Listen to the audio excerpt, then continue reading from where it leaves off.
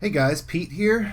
Wow, just wow. Mr. Robot Season 2 Episode 11 aired the other night, and I am still reeling trying to figure everything out. This will be my Season 2 Episode 11 recap and review, and it will contain spoilers for everything that's happened in Mr. Robot up to this point. Before we start, I just want to mention that this was originally going to be back-to-back episodes, like a 2-hour, 2-part finale, and then the network changed things and, split them up. So if you were feeling really unsatisfied at the end, it probably wasn't because the show's creator did that on purpose. It was actually the network's fault, it looks like. As a reminder, I will do this video like the last one. I will do scene by scene recap first and then put a timestamp link in the description if you're the kind of viewer who just wants to skip all of that and get straight to the overview and predictions at the end. Anyways, there's a whole bunch of stuff to talk about, so let's jump right into it. We begin with Elliot in bed talking about Mr. Robot being a silent observer, watching his every move. He wonders if he could switch roles, and tells us about a trick a friend of his used to induce lucid dreaming to study in his sleep. His friend said he would close his eyes and repeat the mantra, mind awake, body asleep. Mind awake, body asleep. He reminds us that we're in on this too, and that if we repeat it with him, it'll go better. At this time, we hear a second voice repeating it with him. We see Joanna dressing the baby to put her in the crib, and we see that Mr. Sutherland is there. He asks what they should do, and she asks to see the phone again. She looks at the address he got from Elliot, and she says out of all the gifts he has sent, this is the greatest we've ever received. What that means isn't clear at all, but it looks like they're getting ready to go and find out. Angela is in the back of a van trying to get the people who are driving to tell her where they're going. These are the people who approached her on the train after Elliot got off in the last episode, and they just sit silently in the front, more or less ignoring her. Fans have pointed out that the song in the background is from Back to the Future and is one of the few different examples of songs from the movie that we see in this episode. Dom is at the hospital getting evaluated after the shooting while her boss and another observer look on. She's determined to get back out in the field, but the interviewer says that she's in shock. Her boss asks for a minute alone, gets the other men to leave, and then tells her if she doesn't chill out, they're going to force her to take leave from the force. She says the whole situation is his fault for releasing the sketch and says that now several people are dead. This is an important exchange in more ways than one. Her boss acknowledges that there's something going on when she says that he should get the director involved and that this could actually be an act of war rather than a terrorist attack, but he pretty much backs off from doing anything. He reasons that they can't go off on everyone without all the facts. Then he tells Dom about the $2 trillion loan from China to E-Corp. She urges that they can't let that happen after what happened last night, and he says they are going to get away with it. The Dark Army will get away with it because the loan is going to overshadow things by solving the global crisis. He says the attack is in the rearview mirror in political terms, and while he is on her side, they have to basically be careful moving forward. He seems to agree with her that the Chinese government is involved, but tells her to go home and get some sleep for now. He doesn't say no to letting her do the interview, which we can assume is with the survivor or survivors from the attack at Lupe's. If you haven't seen my last video, I broke down the shooting scene at the end by watching it slowed down. So if you're wondering about how that played out, check that video and just be warned because it does contain spoilers. We see Angela in the van pull into a suburban neighborhood house that is likely in New Jersey. Her captors are still silent and they lead her to a room inside the house. As she walks down the hall, we see that all the photos on the wall have their faces covered up. They show her into a strange room with a fish tank and a desk that can only be described as a homage to David Lynch. They leave her there and we see that she is locked in. A young girl who looks a lot like what we think Angela would look like when she was a child comes in and sits down at the computer. She tells Angela that they must get started because they don't have much time. Angela asks who she is and she redirects by saying that the water in the fish tank is leaking out, so they have to get started now. She loads a program on the Commodore 64 which has questions that she asks Angela. At first, she won't answer and keeps asking who the girl is and what's going on. The girl tells her if she doesn't answer that they will beat her and pulls up her shirt to show what looks like, bruises on her back. When Angela asks who is doing that to her, the phone on the desk rings. After she's done talking, the young girl repeats that their time is running out and starts to ask the questions again. Now Angela is willing to answer, and the questions seem kind of random to us as viewers. They seem a little invasive, but it isn't clear what they're about. Philip Price is meeting with the Treasury Secretary where he is laying out his plan to offer eCoin-backed loans. The Secretary doesn't like the idea, and he says that it's unconstitutional. He says that the president will laugh at him if he brings it to him, and he can't let Price give loans in cryptocurrency that he wouldn't give with US dollars. He accuses Price of knowing this would happen all along. He says he is using the energy crisis on the eastern seaboard to force him into going along with it. To simplify what's going on here, Price is making a play to control a form of currency through a corporation.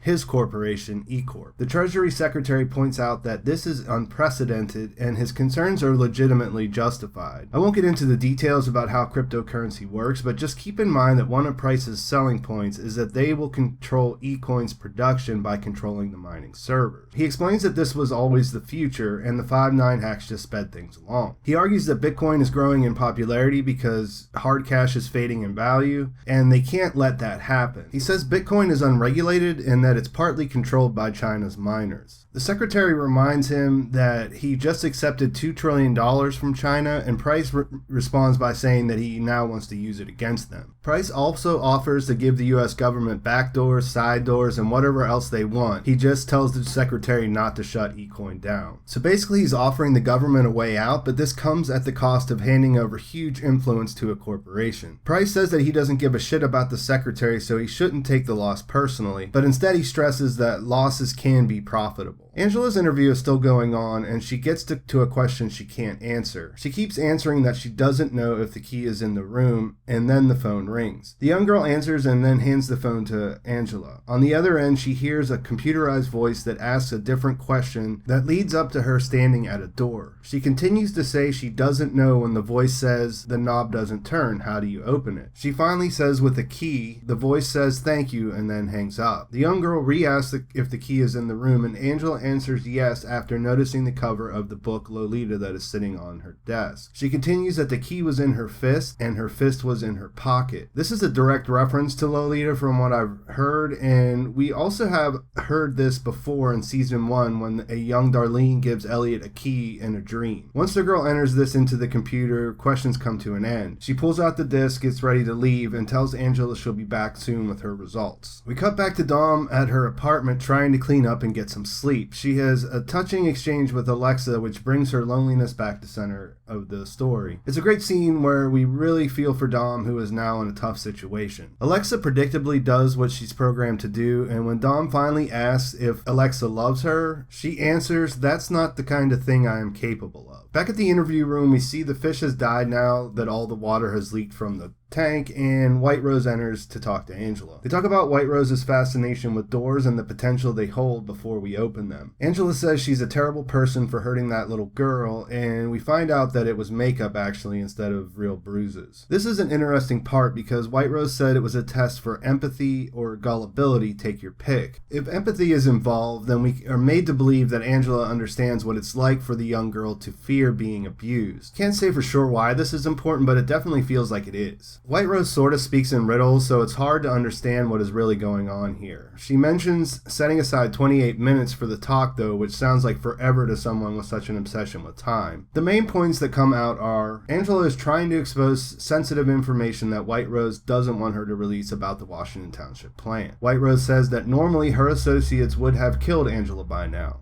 By her estimation, she should have been dead 90 days ago, which would be the day after the 5/9 hack according to the timeline. Angela asks Whiterose who she is, and she responds, "I'm a woman of time that doesn't believe in consequences." She compares Angela to an annoying penny that keeps turning up wherever she looks. She says she wanted to meet with her to try and find out why she was so important to Philip Price. She says that Price is ruining their partnership, and somehow it seems like Angela is the motivation. She tells Angela that it's no coincidence that her and Elliot became who they are after what happened at Washington Township so many years ago. She asks if she told her if her mother and Elliot's father died for a reason, would it make a difference? She goes on to say that if they were a trade, a sacrifice for the greater good, that they gave their lives to take humanity to the next level, and that Elliot and Angela are both who they are because of that event. She says that Angela is at the intersection of it all, and that she wouldn't be there if things didn't happen as they did. She won't kill her, but she will prove to her that she needs to drop her mission to expose the plant. Angela says that she will hand over the drive, but Whiterose says she doesn't want want her proof, that she wants her belief. And it's a bunch of craziness, I know, but let's just keep going. When Angela asks what Whiterose wants her to believe, the conversation changes. Whiterose gets up from the table and asks her if she ever believed she could make something happen through her own will if she wanted it bad enough. Angela says yes. I relate this to the self-affirmations from earlier in the season, but she also says that she's beginning to come to the realization that that's not how things work in the real world. Whiterose pauses dramatically and says, well, I guess it depends on your definition of real, and then the scene ends. Elliot is still in bed, and we hear him continuing with his mantra. He wakes up and asks just how long he's been asleep for. We get confirmation that Mr. Robot wanted something that was in the mail at the apartment, and as Elliot watches wondering if his lucid dreaming experiment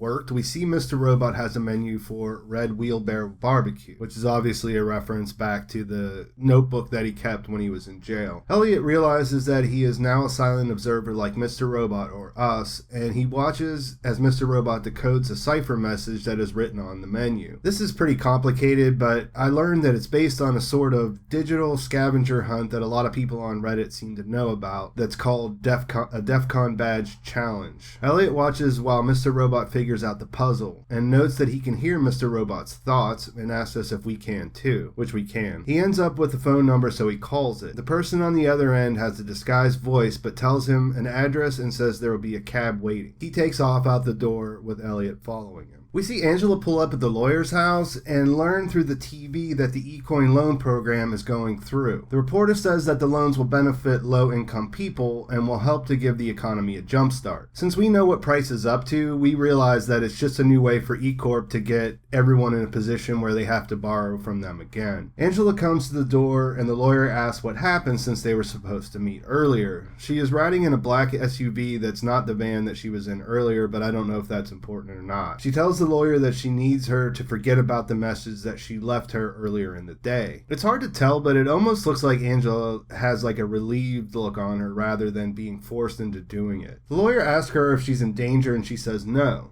They go back and forth a bit, then Angela leans in and whispers, "Don't call me anymore," in her ear. She smiles and goes back to the SUV. There's a flash of a brownout while they're talking, which is a little bit weird. If you listen to the reporter, he picks up at an earlier point when the TV comes back on, so even though it seems like it's a live broadcast, it's almost like it was rewound. Elliot is coming up to the corner where Mr. Robot is supposed to find the cab. At first he's trying to see where Mr. Robot is going, but then he realizes he already knows since they are two parts of the same person. He approaches the cab with caution and gets freaked out when the cab driver knows his name. We find out that this is really the only English the driver knows, so he can't answer any of Elliot's questions. They sit there for a minute until all of a sudden Tyrell gets in and gives the driver an address. Elliot is obviously freaked out by this since he believes Tyrell is dead, and he starts to question whether it is real or not. He says there is no longer a question of what he is seeing. No, he says, we know that is unreliable. The real question is what I'm not seeing. Tyrell seems off in a way that feels like it was designed to make us wonder if he's real or not. This could go two different ways. One is that he isn't real at all, he's just another delusion, and two is that we are meant to wonder if he is real in the same way that Elliot is. He says it's dangerous that they're meeting, but they're safe because their partners have proven to be very influential. Elliot tries to get the cab driver to tell him if he sees Tyrell too, but this doesn't work since he doesn't understand English. He keeps going and starts freaking out, and Tyrell tries to calm him down, but in the end they end up getting kicked out of the cab. Tyrell says that he knows that, Elliot's under a lot of stress and that he's been under a lot of stress too. He then says he has something to show him. He realizes Elliot has no idea what he's talking about, and he asks him if he really doesn't remember anything. After that, he tells him the Dark Army contacted him to say that Stage 2 was ready, and he knows that when Elliot sees it, it'll make him really happy. From there, Elliot relaxes somewhat, and they walk off together, and the episode ends. So I really liked this episode while I was watching it, but I was a little disappointed that we didn't get to see part 2 right away. I read a lot of people saying that it brought up more questions than it answered, but I have to respectfully disagree about that. I mean, it didn't flat out answer much, but the story did move ahead in a major way. For example, Price laid out his eCoin strategy so we could understand it, and by the end of the episode, we see that it's going through. Also, Joanna got what she wanted, the location of the phone that was calling her, and she's basically on her way to where it's at. We don't know where she's going or what that she's going to find, but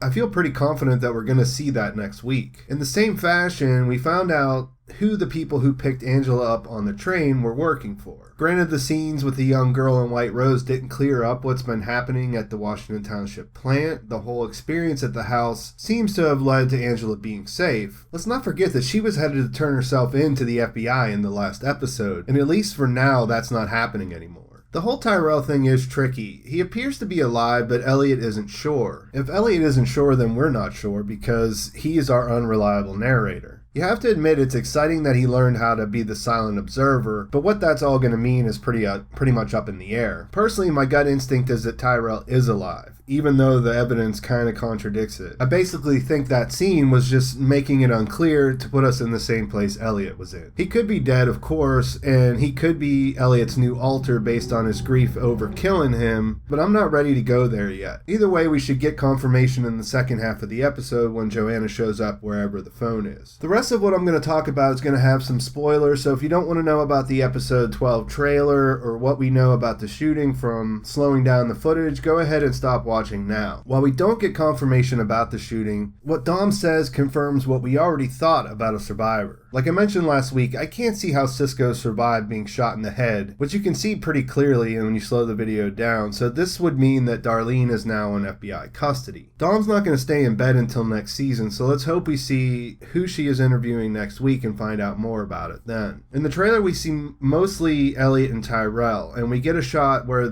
all three are standing together with Mr. Robot 2. In the voiceover, we hear Tyrell say, "Are you ready to go look at what we accomplished?" I'm not going to speculate on what they're doing there, but it appears that we're going to find out confirmation, related to stage 2. Since all three of them are together, I think that also means that we'll get some more answers about what Mr. Robot was up to in general. The coolest thing I noticed in the trailer is what looks like a scene with Mr. Robot and Tyrell that was from season 1, only when we see it this time, Elliot is in Mr. Robot's place. I'm hoping this means we'll get a good idea of what happened in those 3 days that Elliot can't remember. Some things will definitely remain unanswered, and some of the crazy theories going on will probably stay unconfirmed. I don't think we will know exactly what's going on at Washington Township by the end of the episode or the season, and I'm not sure that we'll have a good idea exactly what's going to happen between Dom or Darlene. But like I said, I really liked this episode, and then I loved it when I thought about it afterwards. Couldn't really put it into words at the time, but I read an interview with Cora Donna on the Hollywood Reporter website where the interviewer did a really good job of it in one of the questions. He asked if Angela in the Room was the type of scene that should be broken down to analyze every little detail, or was it more about experiencing that sensation of dread and discomfort that she was going through? This was sort of the same thing I was thinking about with the cab in the scene with Elliot and Tyrell. Were we supposed to get clues from this really awkward and uncomfortable experience Angela has with Whiterose, or were we meant to feel uneasy like she does? Core answers that there are a couple of things going on in the scene. The first is that the questions are meant to find out how malleable Angela is and test her empathy, as Whiterose already told us. The second is that it is a room full of reminders that time is fleeting. You have the now extinct rotary phone and the Commodore 64, and of course the fish tank that's losing water in the back. So I think we can take most of what Whiterose says at face value, and for now we don't need to know why the plan is important to her. I mean, that's not to say that I don't want to know, because I definitely do, but as far as where the story's at, what's more important is that she can get Angela to believe in what she's doing. Let's not forget that we're an active participant in the story as well. There are a bunch of crazy theories going around that involve time travel, androids, artificial intelligence, augmented beings, and so on and so forth. While I think it's fun to speculate, I'm getting a little bit tired of following them at this point. I mean, it's just a little bit too much.